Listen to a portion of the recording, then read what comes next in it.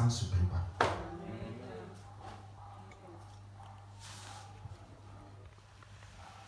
Quand le culte est fini,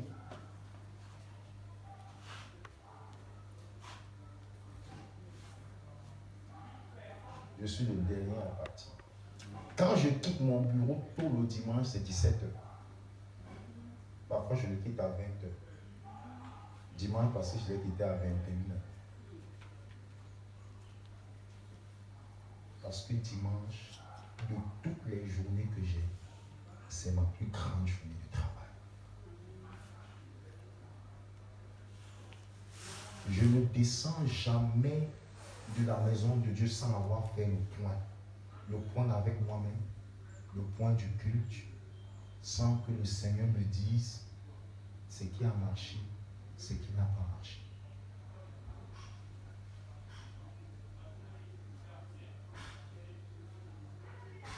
Je pense que si toutes les filles savaient ça, très peu de filles auraient voulu faire ça.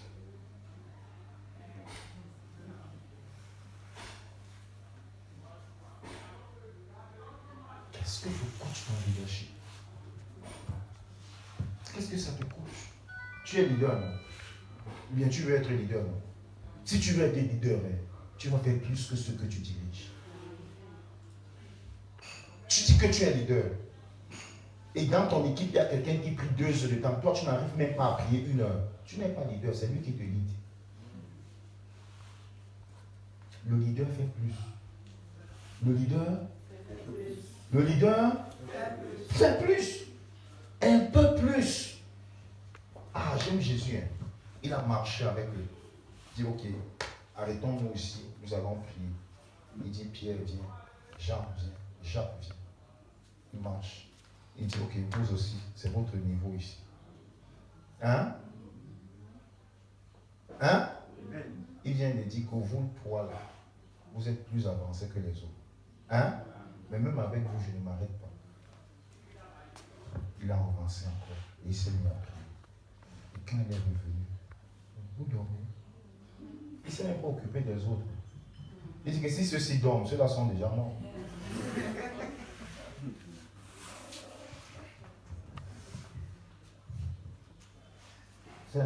Papa, nous sommes fatigués. Je dis, mais restez quand même.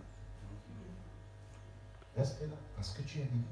Il faut savoir, plus ton leadership augmente, plus nos coûts deviennent chers. Tu as compris? Oui. Je ne vais pas imposer ça au pasteur tout le monde.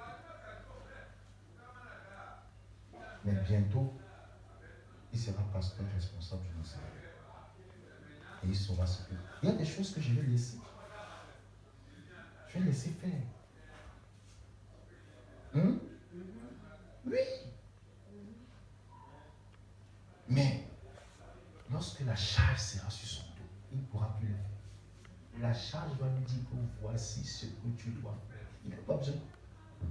N'est-ce pas, tu as vu comment il fait? Tu sais, le leader demeure le modèle. Amen. Le leader demeure le modèle. Regarde, même quand tu arrives au leadership de supervision, il faut être prêt. C'est toi qui supervises les gardiens du sanctuaire. S'ils n'arrivent pas, tu fais le travail. Quand ils viennent, ils voient que le travail peut être fait s'ils sont là ou s'ils ne sont pas là. C'est comme ça qu'ils vont te respecter. Même si tu ne parles pas. Même si...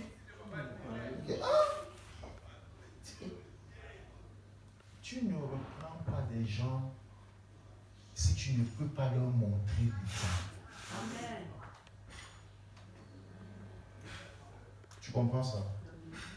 Et le Seigneur Jésus nous a donné quelque chose de très important qu'on appelle le leadership de service. C'est lui que nous exerçons. C'est lui que nous exerçons. Moi, je n'aurais pas peur.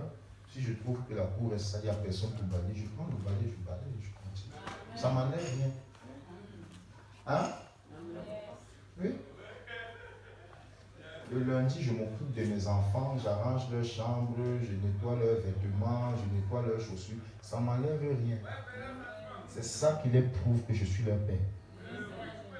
Et quand je vais dire nettoie, tu vas nettoyer. Même ma fille, j'ai ma petite fille à la maison. Je vais arranger sa chambre. Il dit, tu as vu comment on arrange la chambre? Tu me mets dans ta chambre en ordre. Quand on dit que grand-père dit de mettre en ordre, c'est que grand-père sait mettre de l'ordre. Vous n'êtes pas leader de ce que vous ne savez pas faire. Vous êtes leader de ce que vous maîtrisez. Est-ce que j'ai parlé à quelqu'un? Est-ce que je parlais à quelqu'un? Donc le leader doit apprendre. Tu apprends pour être au-dessus de ce que tu conduis. Amen. Amen. Amen. Amen. Amen.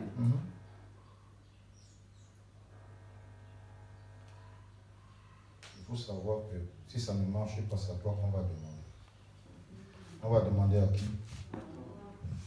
C'est à toi qu'on va demander.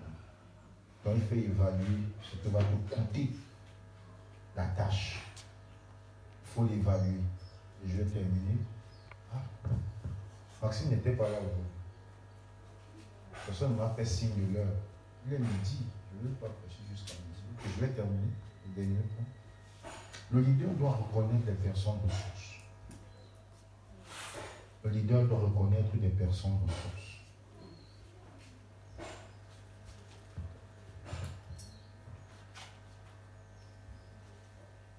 Ce n'est pas parce que vous êtes leader que vous êtes expert en tout. Ce n'est pas parce que tu es leader que tu es expert en tout. Il faut reconnaître des personnes ressources. Dieu met des gens autour de nous. Dieu envoie des personnes auprès de nous. Il faut reconnaître les talents de ces personnes. Il faut reconnaître leur force pour en faire des personnes ressources. Il y a des gens que Dieu vous envoie qui sont des alliés divins. Le docteur Elie Tomanga est un allié divin que Dieu m'a donné il y a plus de 20 ans. Il n'était pas de notre ministère. Son ministère d'origine, là où il est né, là où il a été baptisé, là où il a été même consacré diacre, c'est l'église apostolique. Il est de l'église apostolique.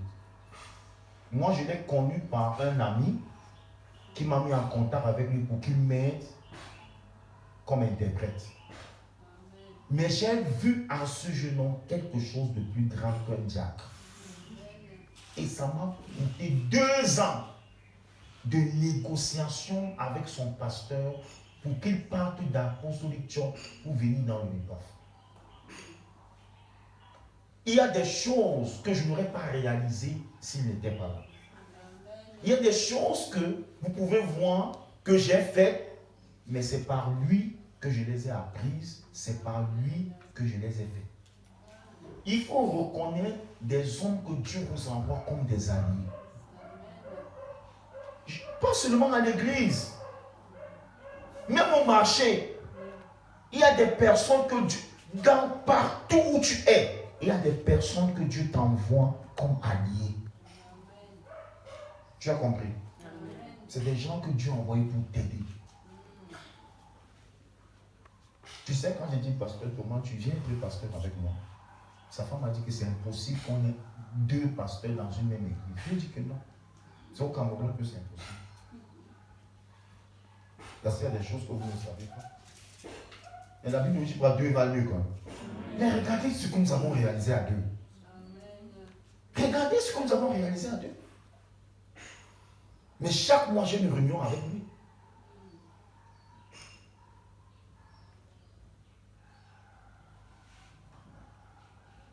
Regardez ce que nous avons réalisé à 2. Je ne l'aurais pas réalisé seul. 2 valent mieux qu'un. Nous avons connu des moments difficiles dans cette assemblée où si pasteur Thomas n'était pas là, peut-être que l'ennemi nous aurait ébranlé. Quel est ton aide divin? Quelle est cette personne que Dieu a mis auprès de toi pour t'aider? Il faut faire attention. Amen. Il faut faire attention. Tu sais, chacun a besoin de quelqu'un qui croit en lui. Chacun a besoin de quelqu'un qui l'encourage.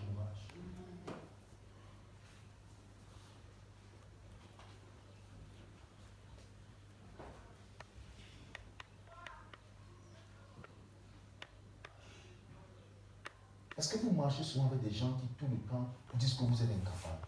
Quittez-les. Vous n'avez pas besoin de ce discours.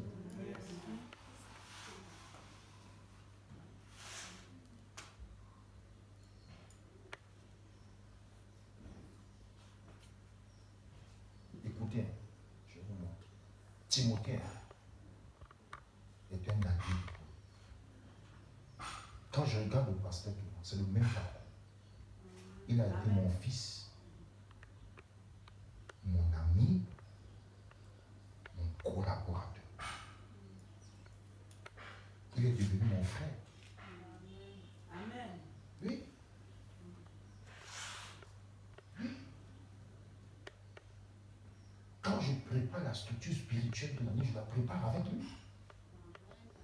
Quel écoute. C'est très important dans ta vie d'avoir des alliés divins. Quelqu'un qui t'encourage. Quelqu'un qui peut partager tes souffrances. Mais il y a un jour où tu vas être brisé. J'étais dans une épreuve très grande qui a d'ailleurs été à l'origine de la naissance de ce ministère.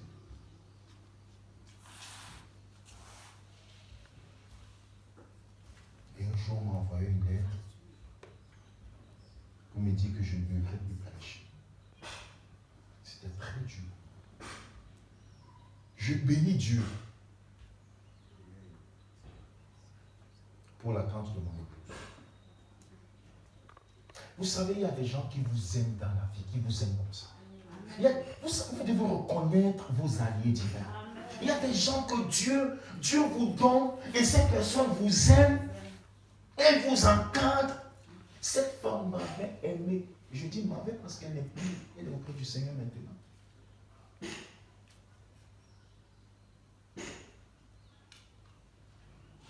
J'étais encore à l'école le dimanche. Et elle m'aimait, elle m'encadrait beaucoup. Écoutez, à ce moment-là, elle est entrée. Et je lui ai montré la lettre. Elle m'a regardé. Elle m'a demandé, mais quand ils ont dit que tu ne prêches plus, ils t'ont enlevé la parole dans la bouche. C'est eux qui te donnent le souffle du bien. Prends ta Bible, tu vas prêcher. Est-ce que vous savez que cette femme a sauvé mon ministère? Vous savez que j'ai prêché ce jour-là, je ne me suis plus jamais arrêté. Quand ils sont venus, ils disent, mais ce qu'on t'a dit de ne pas prêcher. J'ai dit, vous ne dites pas à Dieu d'enlever la parole de ma bouche. Et je leur ai dit, asseyez-vous ici. Je m'en vais faire le culte. Quand je vais finir, on va causer. Je vous avais dit, restez ici. Vous ne dites pas à Dieu d'enlever la parole de ma bouche. Vous savez ça? J'ai seulement besoin de quelqu'un qui me pousse, qui m'encourage. Il ne faut pas marcher avec des gens qui passent le temps à avoir pitié de toi. Tu n'es pas un objet de pitié. Amen. Amen. Oh non, laisse, ça va marcher. Non, ça ne va pas marcher. Ça marche maintenant. Amen. Je comprends ça. Oui. Il faut reconnaître tes alliés divins. Amen. Il faut reconnaître ces personnes que Dieu a envoyées près de toi pour être de ta force. Il faut les reconnaître, il faut les identifier. Amen.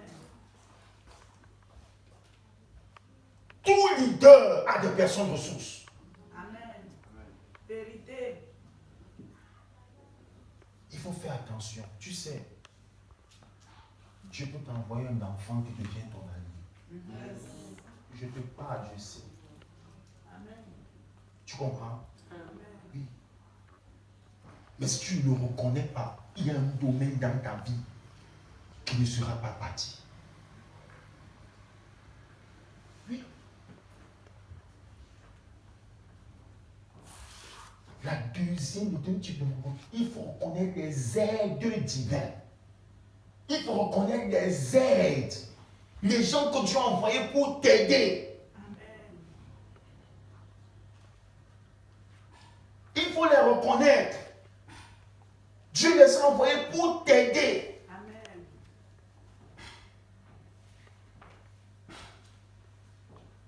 Ne te sépare pas d'eux. On ne casse pas les ponts. Amen. On ne casse pas Les les ponts. Amen. Regardez, notre ministère peut aller partout dans le monde et devenir n'importe quoi. Mais il y a des gens dans ce ministère que si ces gens n'avaient pas existé, ce ministère ne serait allé nulle part. Il était destiné à se détruire, à disparaître. Ils ont dû payer un prix cher. Croire en moi quand personne ne croit plus en moi. Amen.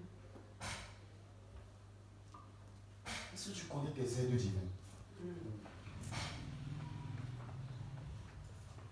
Les gens qui t'ont ramassé quand tu n'étais rien. Les gens qui t'ont acheté quand tu n'avais pas de valeur. Les gens qui t'ont honoré quand personne ne voulait te donner. Les gens qui t'ont écouté quand personne ne voulait entendre parler de toi. Que fais-tu de ces gens-là?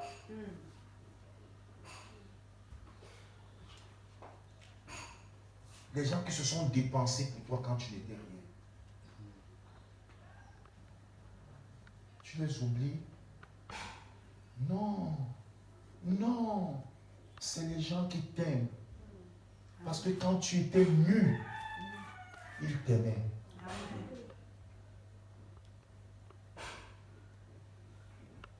Vous savez pourquoi la Bible parle de la femme de la jeunesse?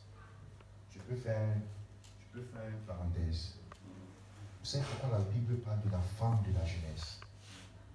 Hein? Tu sais, moi, quand maman Marie, quand je suis allé vers elle, je n'avais ni beaux vêtements, ni argent. Je n'avais rien qui pouvait attirer une femme à me faire confiance. Quand j'ai épousé maman Marie, nous sommes allés dans un chantier. Maman Jacqueline, tu sais non? Regardez l'immeuble où maman Marie sortait à mon col. Oh non, même l'immeuble là est désapprécié aujourd'hui. À cette époque, quand je suis entré dans cette maison, son sol c'était comme le sol de la prison. C'est la même matière. Et maman Marie est venue dans un chantier où il y avait des puces de chiens. Mon propre grand frère est arrivé avec moi, il n'a pas pu dormir là. Il est parti à l'hôtel. Je suis resté là. Et ma femme est venue là. Et on a habité là. On a habité. Tu vas me dire quoi? C'est l'épreuve que la femme si t'a aimé. C'est quoi la Bible te dit que n'abandonne pas la femme de ta jeunesse. Elle a souffert avec toi. Amen. Quand tu n'étais rien, elle était là. C'est la même chose dans tous les domaines de votre vie. Il ne faut jamais abandonner les gens qui vous ont soutenu quand vous n'étiez rien. C'est elles qui vous aiment en vérité. Ce sont ces personnes-là qui ont un vrai amour pour vous. Les personnes qui vont vous aimer quand vous aurez la Prado, les amis vont vous aimer quand vous aurez les gardes du corps, les personnes qui vont vous aimer quand vous aurez ceci, cela, pourraient être des gens qui n'aiment que ce que vous avez.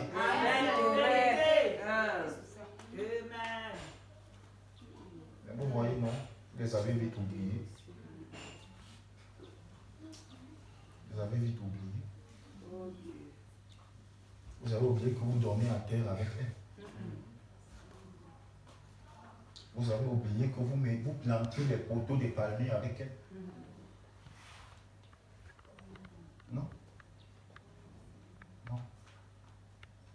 Les personnes qui t'ont bercé sont plus importantes que les personnes qui t'accompagnent quand tu as grandi. Amen. Parce que si elles ne t'avaient pas bercé, tu as oublié ton berceau. Tu as oublié ton berceau. Il faut réfléchir. Il faut réfléchir. faut réfléchir. C'est bien. Oh, docteur Baquet. Oh, il prêche bien. Ah, docteur Baquet. Ah, vraiment, non, docteur Baquet. Vraiment, moi je veux docteur Baquet. Mais il n'y aurait pas eu de docteur au Baquet si ces personnes-là n'avaient pas étendu leur pain. Il n'y aurait pas eu de docteur au Baquet si ces personnes n'avaient pas plié leur genoux.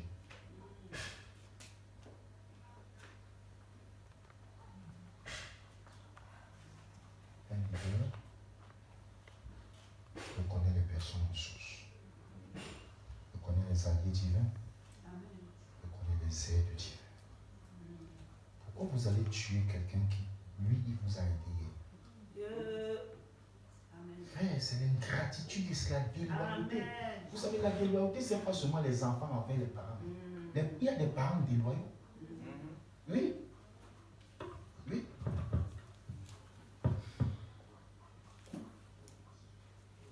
Oui.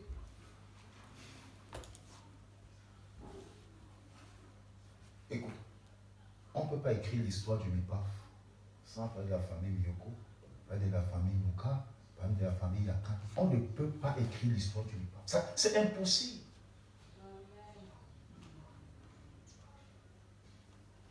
C'est impossible. Vous allez écrire ça comment? Vous allez écrire quelle histoire? Vous allez mentir. Vous allez mentir. Est-ce qu'il y a des gens dans ta vie dont tu sais que ces personnes, si je ne peux pas m'en séparer? Je te pose la question, est-ce que dans ta vie, et moi je parle de mon domaine, c'est pas je ramène à l'église, mais toi tu as ton domaine. Tu as ton domaine. Non, tu connais. Si je suis devenu ça, il y a cette personne. Si j'ai pu arriver ici, il y a cette personne. Si j'ai fait ceci, il y a cette personne.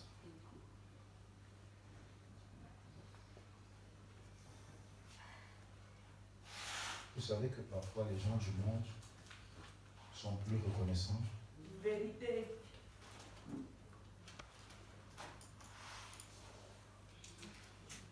Il faut bien, si tu n'as pas ça dans ta vie, tu es un mauvais leader. Quand tu vas rentrer, assieds-toi et fais le plan. Tu as compris?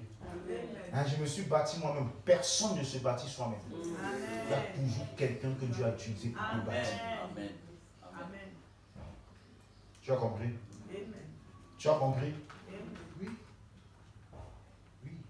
Dans la fondation de ta vie, tu vas reconnaître les aides divines. Amen. Les gens que Dieu t'a suscités pour t'aider. Amen. Ne t'en sépare pas. Vous savez, aucune relation n'est sans épreuve. Je vous aide. Aucune relation n'est sans épreuve. Et moi je dis à ma femme, il y a des gens qui ne peuvent plus rien faire. Regardez, je dis à ma femme, elles ont payé un prix qui ne peut plus rien faire pour qu'elles changent. Même si elles font le mal, elles vont rester toujours là. Il faut avoir des gens comme ça dans votre vie. Hein. Il n'y a rien, c'est fini. Ça ne peut plus changer. C'est-à-dire, vous avez payé un prix trop cher. Tu sais, il y a des gens qui me font du mal. Si je reste comme ça, je regarde, je dis, mais ça vaut quoi? Moi, je dis, quand ma femme m'énerve, pour lui pardonner, c'est trop facile pour moi. Je pense où on a commencé. C'est fini. Toute ma colère s'évanouit. Mais ça va, c'est une femme. Parce que moi, je connais les sacrifices.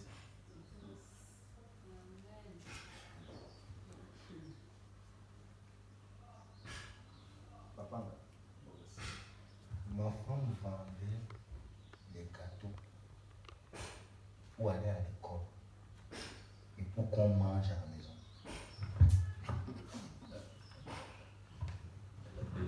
Donc, elle-même devait préparer son argent pour aller à l'école et préparer. Pendant plus d'une année, après les jours où les frères nous ont donné quelque chose à manger, nous nous sommes nourris de pain et de laitue. Je dis, moi je peux quand même, vous faites comment pour oublier les choses comme ça?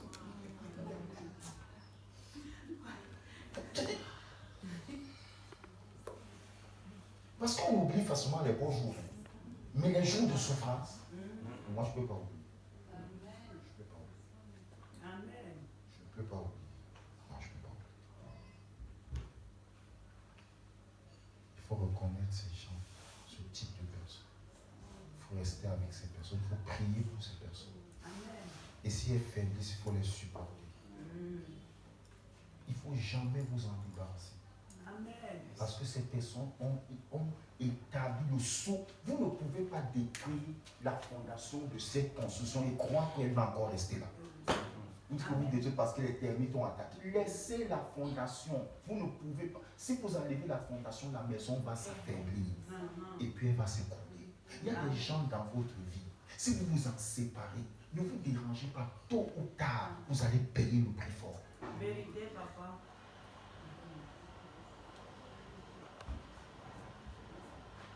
Est-ce que j'ai parlé à quelqu'un? Amen. Est-ce que j'ai parlé à quelqu'un? Amen. Que Dieu vous bénisse. Amen. Que Dieu vous bénisse. Amen. Ok. Avant de prier, nous allons prendre. Prenons 4 questions. Nous allons prendre 4 questions. Oui.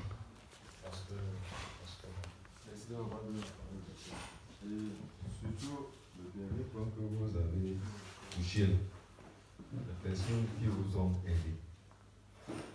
À un niveau où vous avez même dû les idolâtrer, ça veut dire les considérer comme des dieux. Et puis à la fin, c'est elle qui se sépare, c'est elle qui décide de partir. Comment faire dans ce cas? c'est une très bonne question. J'ai dit à ma femme, je prends un exemple. Maman Jacques-Élève,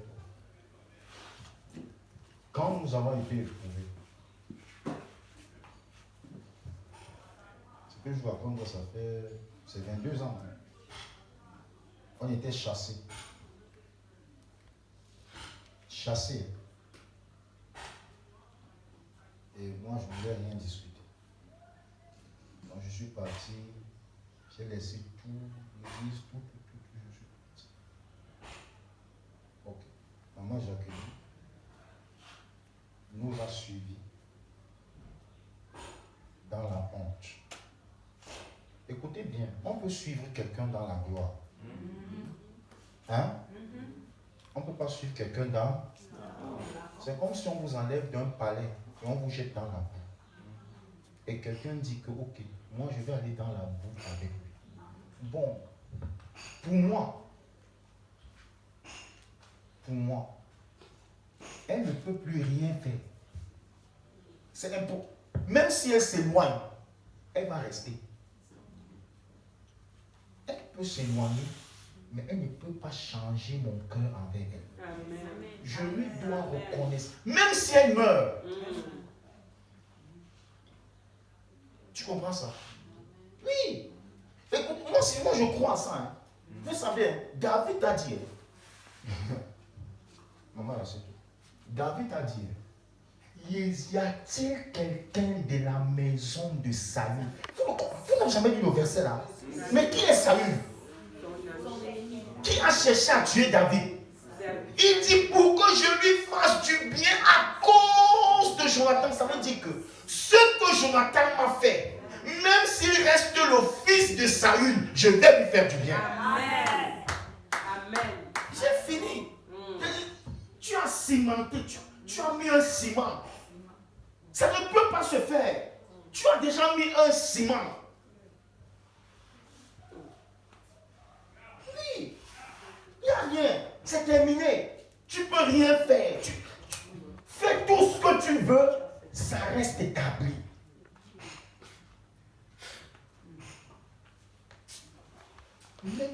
personnes-là te font quoi?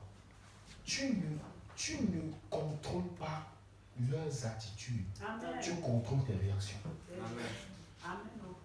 Tu dois te souvenir dans ton cœur. Quelqu'un qui t'a bercé peut faiblir, non? Amen. Amen. Hein? Amen. Tu comprends? Oui. Oui. C'est fini. Il y a un ciment qui a été mis. C'est fini. Ce sera comme ça. C'est toute la vie. Mais écoutez, vous savez, je peux vous parler. C'est pourquoi l'Église est faite.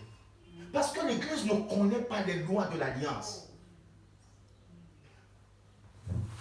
Quelqu'un qui t'a ramassé, tes parents t'avaient rejeté, il t'a gardé chez lui, il t'a nourri, tu es devenu mort. S'il t'insulte, ça fait quoi? S'il t'insulte, ça fait quoi? Il ne t'a pas gardé.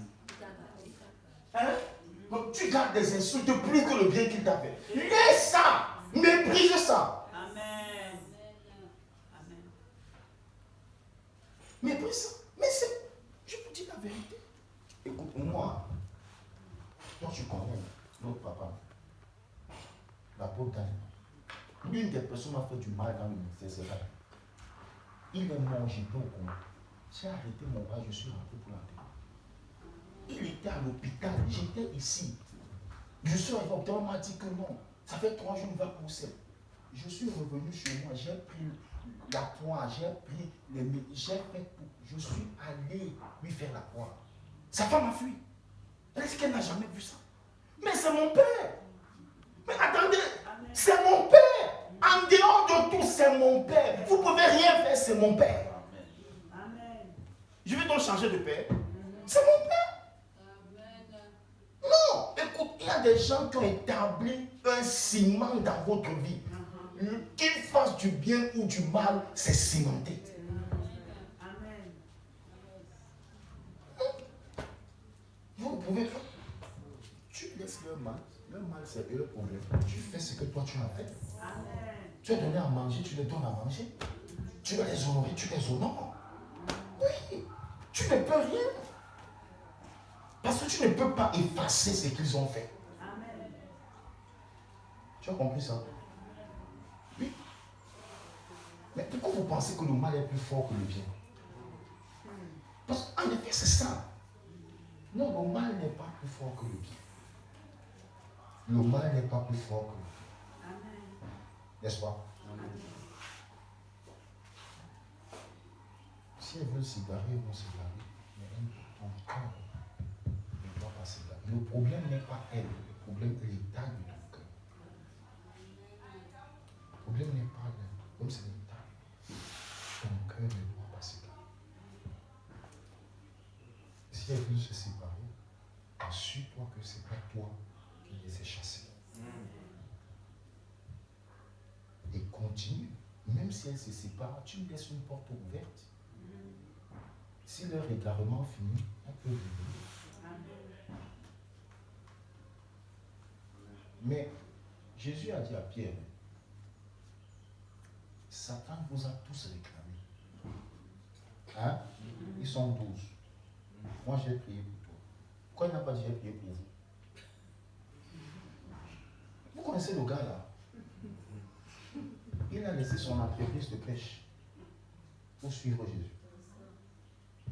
Sa maison est devenue le quartier général de Jésus. Lorsque on a descendu le paralytique là, vous avez déjà vu ça? C'est chez Pierre. Pourquoi après on a réparé? Quand on a enlevé la toiture, après, quand le paralytique était guéri, il est parti, il est monté, il est venu le lendemain réparer la toiture. Mais Jésus sait ce que Pierre a payé. Mais vous n'avez pas suivi Pierre a demandé à Jésus que.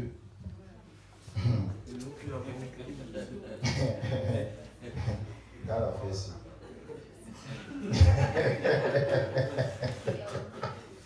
Dans la fesse, il faut que chacun sache où il est. Cet appel-là que non, laisse le jeune homme riche maintenant. Moi j'ai fini avec lui, je parle de moi. Nous là. Notre part, c'est quoi? Hein? Mais le gars parle, il le prix qu'il a fait. Non. Non. Non. Mais il faut être comme Dieu. Il faut être comme Dieu. Si vous étiez Dieu, c'est que vous avez à tuer Satan. Dieu ne tue pas Satan. Il ne le tue. Même si vous oubliez, vous ne pouvez pas l'écraser. Parce que Dieu n'est débiteur de personne. C'est un arc. C'est un archange. C'est un chérubin. Les chérubins sont au-dessus des archanges. Je vais vous expliquer quelque chose dans l'économie spirituelle. Vous savez pourquoi Michael ne peut pas insulter Satan? Hein? Est-ce qu'un sous-préfet peut insulter un préfet? Les chérubins sont des anges plus puissants que les archanges. Donc Michael fait son travail, mais il respecte Satan. Mais nous parlons de Satan. Mais si je parle d'un homme, vous savez, parce que Dieu sait le jour où il aura fini de payer sa dette envers Satan. Satan ne l'a pas servi. Il lui laisse. Quand sa dette aura fini d'être payée, il va maintenant retirer sa gloire et le jeter dans le temple. Avant ça, vous ne pouvez pas tuer Satan. Donc, si vous prenez les matières, tu vas couper ton frère. Satan n'est pas là. Tu ne peux pas le couper. Tu ne peux pas. Ça, c'est de l'ineptie. Tu ne peux pas couper Satan. Couper quoi? Non.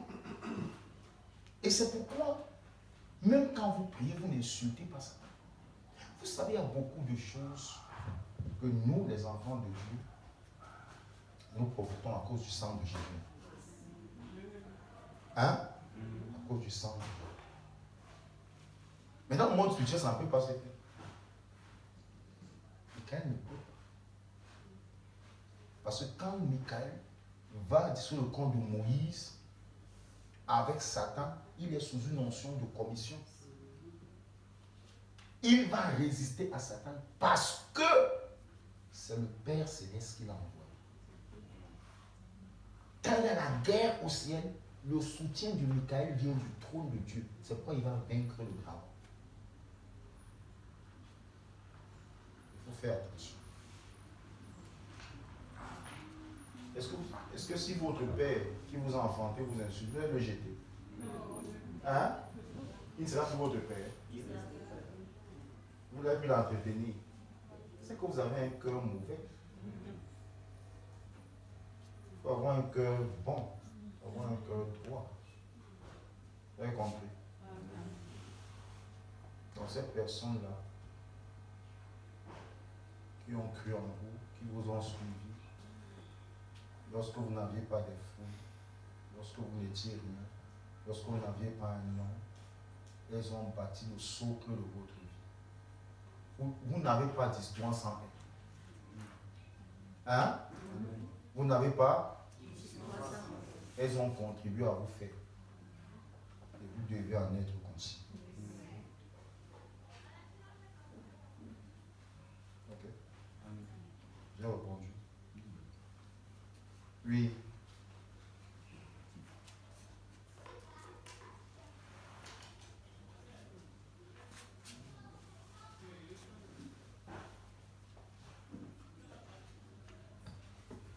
Oui, bonjour à tout le monde. Merci papa de me passer la parole. Je voudrais savoir si la passion peut changer avec le temps ou avec les circonstances.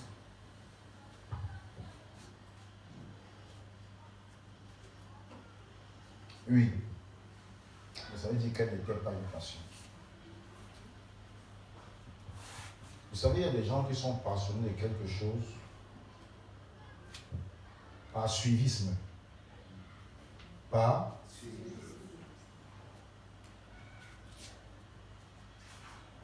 Maintenant, il y a des gens qui sont passionnés de quelque chose à laquelle ils ne sont pas appelés. Par amour.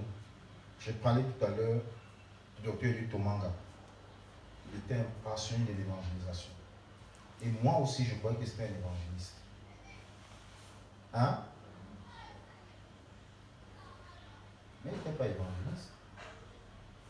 Dieu ne lui a jamais dit qu'il était évangéliste. Un jour, il vous le dira. Un jour, le Seigneur lui a donné. Il a dit au Seigneur, mais le Seigneur lui a demandé quel est ton ministère. Il a dit évangéliste. Le Seigneur s'est mis à rire. Il lui a dit, qui t'a dit que tu es évangéliste? Il était étonné.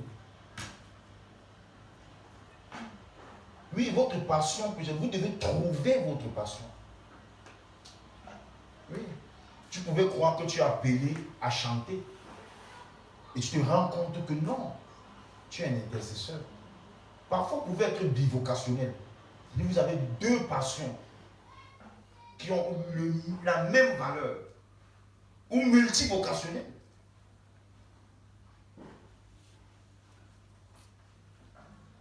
Mais seulement, je vous ai dit hier, ces passions sont coopératives. Elles ne s'excluent pas. Mais vous pouvez aussi vous tromper. Il y a des gens qui aiment tellement l'enseignement. Moi, j'ai un de mes fils, il aime tellement l'enseignement. Et j'ai prié.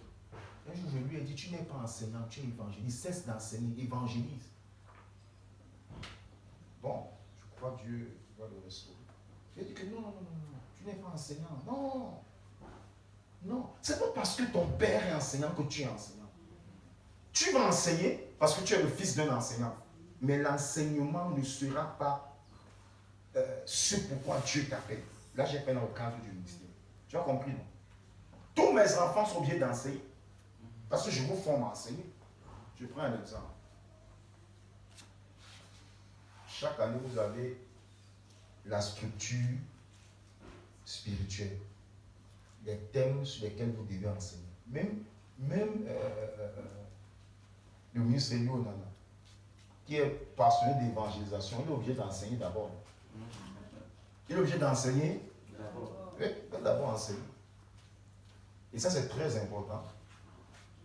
Parce que ce que ça nous apporte de bon, c'est que dans nos assemblées, si nous n'avons pas encore l'occasion d'avoir un pasteur, les évangélistes peuvent faire le travail pastoral. Amen. Oui. Oui. Mais, maintenant, votre passion peut se faire voir. Comme je l'ai dit tout à l'heure, le docteur Luc Tomanga, c'est un merveilleux enseignant, un merveilleux formateur. Il enseigne au moins dans 4 écoles bibliques. Pas seulement dans la ville de Yaoundé, même à Douala. Moi, étant sollicité, avant j'enseignais dans une école biblique et je viens encore d'accepter d'enseigner dans une école biblique, mais encore là c'est en ligne. Je vous ai dit, ça y est, moi je suis univocationnel, je n'ai pas eu la grâce d'être appelé à faire beaucoup de choses. Parfois quand je le regarde, quand je vois son programme, je me demande si sa journée a 24 heures comme la mienne. Mais c'est un homme extrêmement organisé. Amen.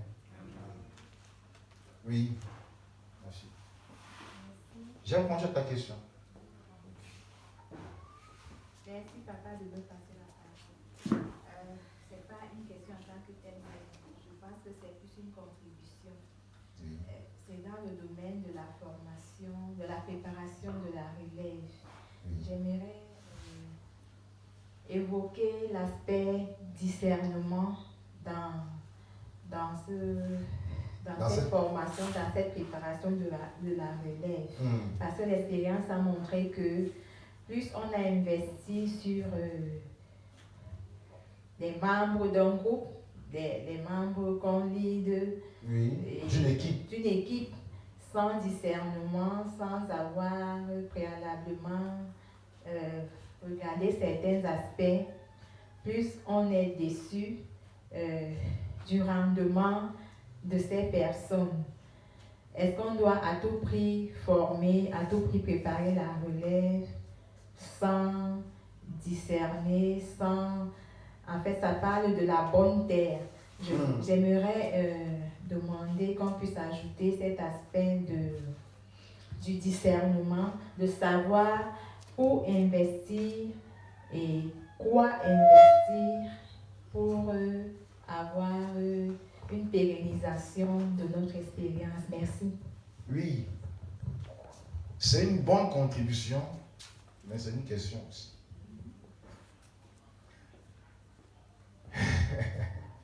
Vous avez déjà fait les champs? Ce sont les gens qui cultivent ici, qui vont au champ. Hein? L'un réussit, l'autre ne réussit pas. Hein?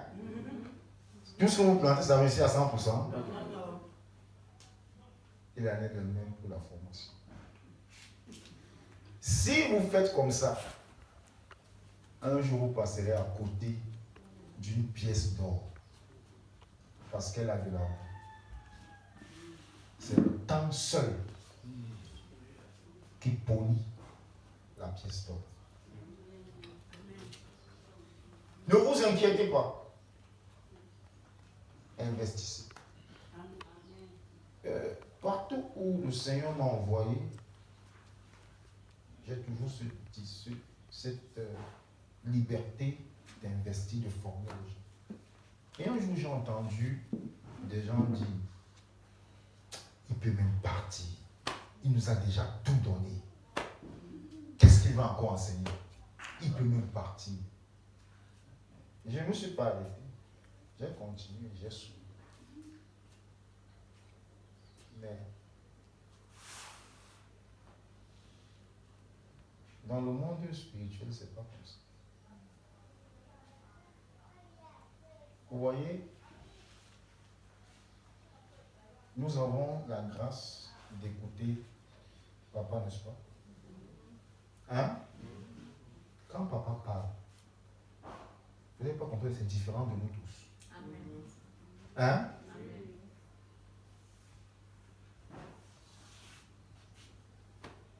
Le vin, plus il met long, plus il se bonifie.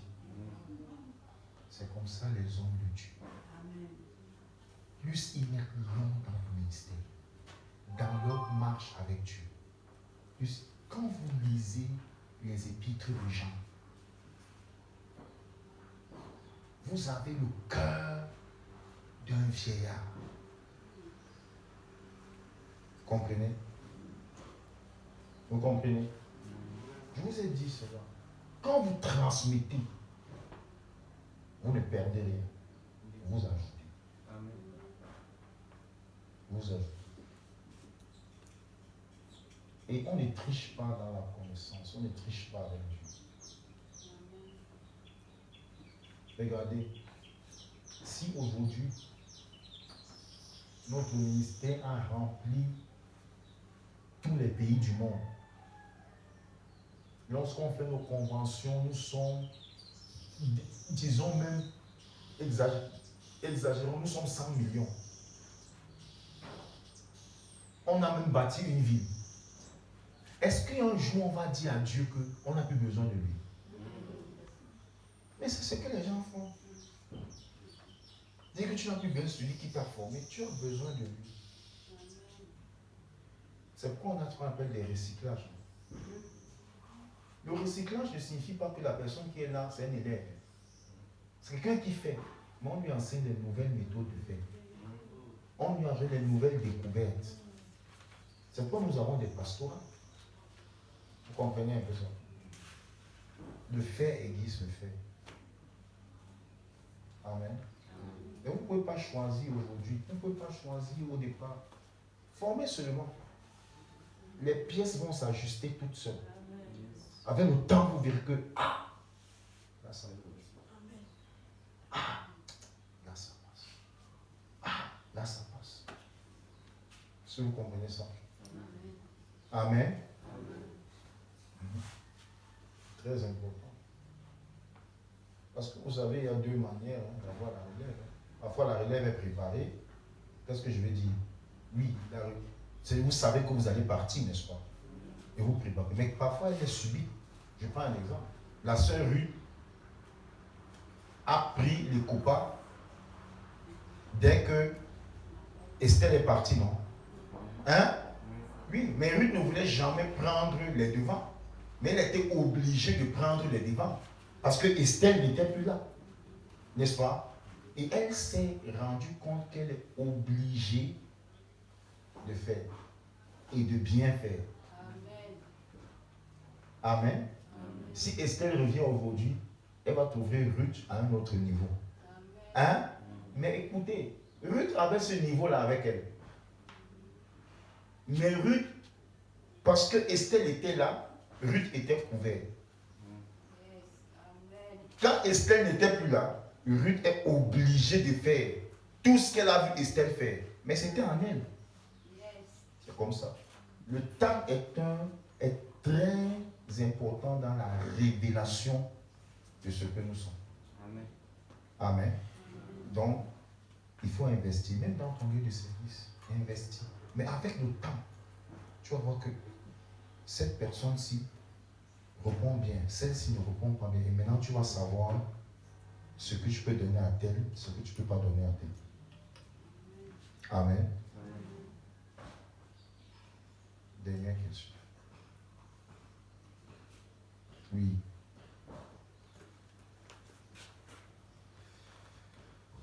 Merci de me donner la parole. C'est par rapport à la formation.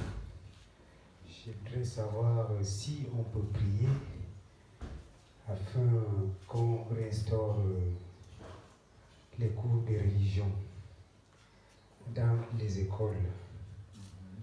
Parce que je vois, ça existait auparavant dans les collèges et autres.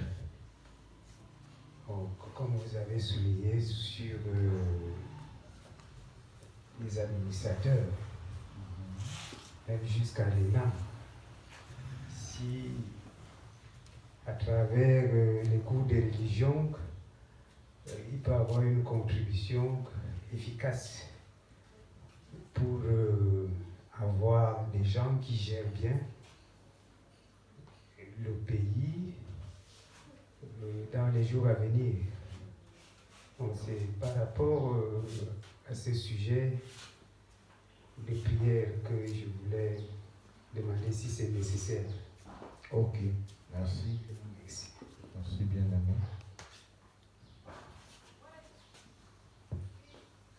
Oui, la prière c'est toujours bien. On peut prier.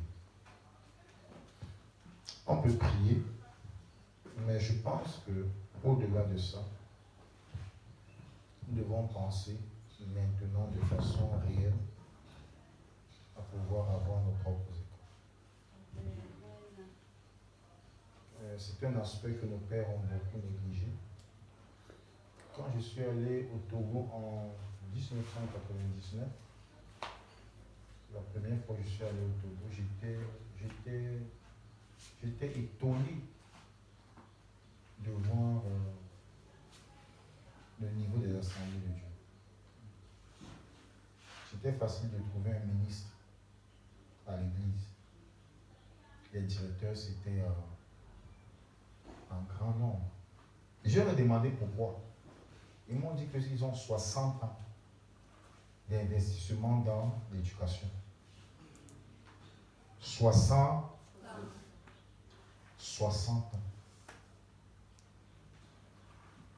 Vous savez, c'est un aspect que nous négligeons. Mais il faut que Dieu nous aide. Au plus tard, dans les 5 années, dans les 3 prochaines années, nous devons construire au moins une école maternelle. Au moins une école.